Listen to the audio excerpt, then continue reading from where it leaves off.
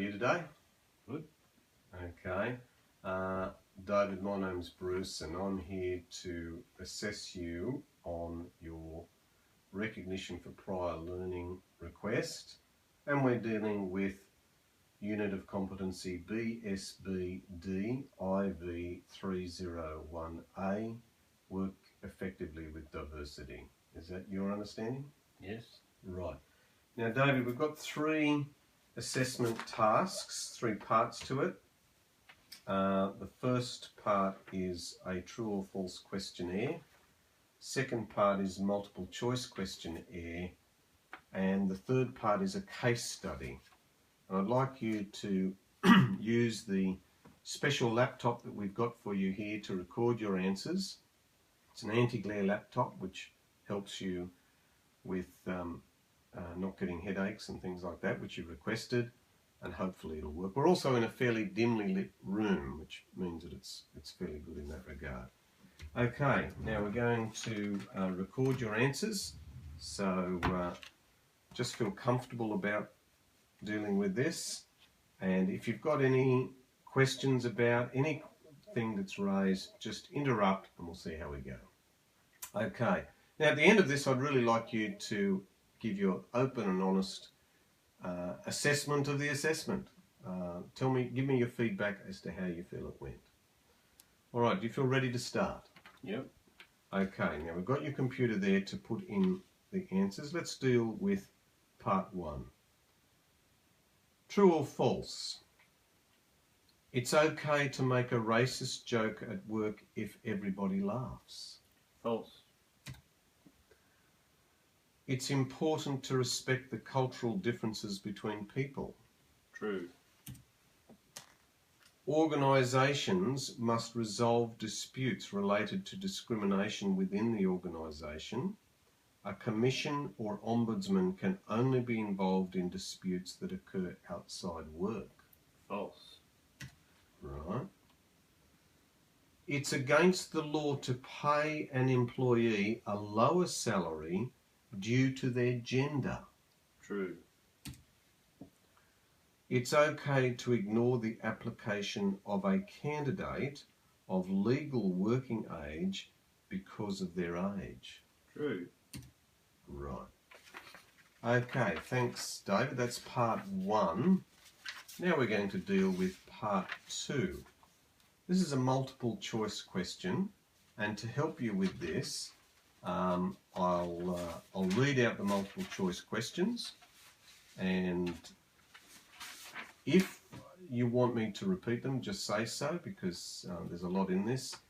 But you've also got the questionnaire there if you want to read it. By all means, have a good read of it. Okay. The Racial Discrimination Act of 1975 provides A guide to which immigrant applicants are acceptable in Australia. B, that racial discrimination is punishable by a term in prison. C, that racial discrimination is unlawful whenever it impairs a person's enjoyment of his or her human rights and fundamental freedoms. And D, a list of offensive terms that should not be used in the workplace. Just read out the third one again. Yeah.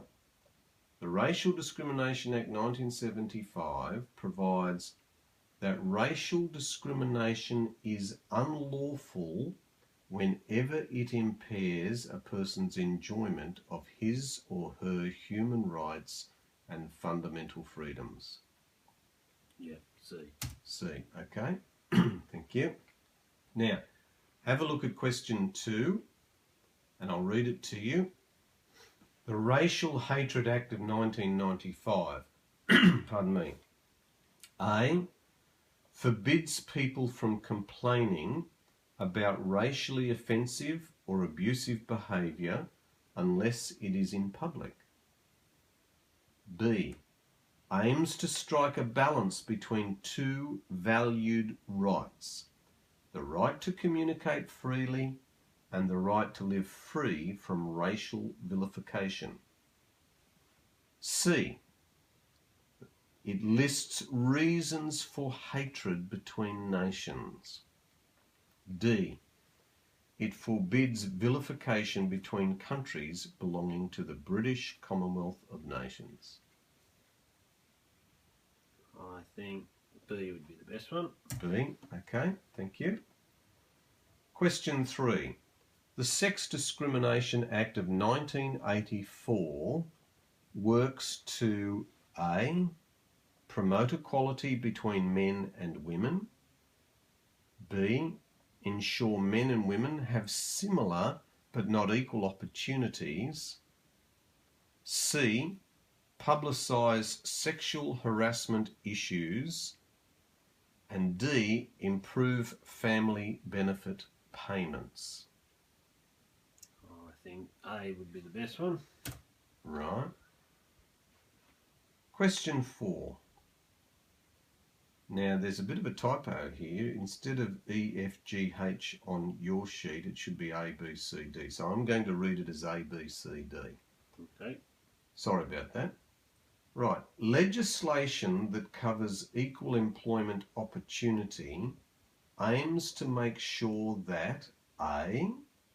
All employees in organisations have to undergo EEO training, equal employment opportunity training. B. Australians are politically correct. C. People are not excluded from a workplace or job on the basis of the traits and characteristics they have. And D. People are excluded from a workplace or job on the basis of the traits and characteristics that they have. I think people are not excluded from a workplace or job on the basis of the traits and characteristics they have. So C. C, all right, okay. Now David, this is the last part of the actual assessment, part 3, and it's a case study. Right.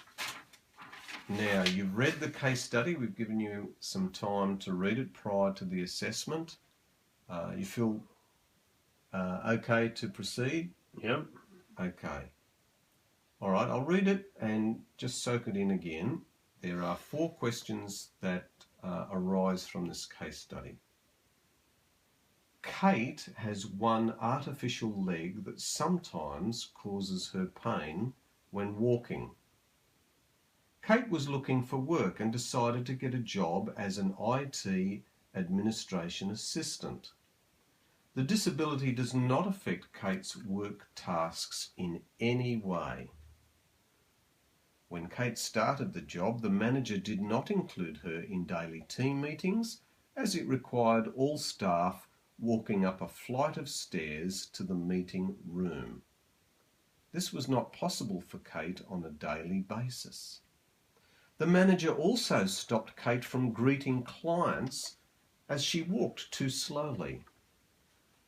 The manager apologised but said there was nothing he could do as it was, quote, management policy, unquote, that meetings were held in the meeting room daily.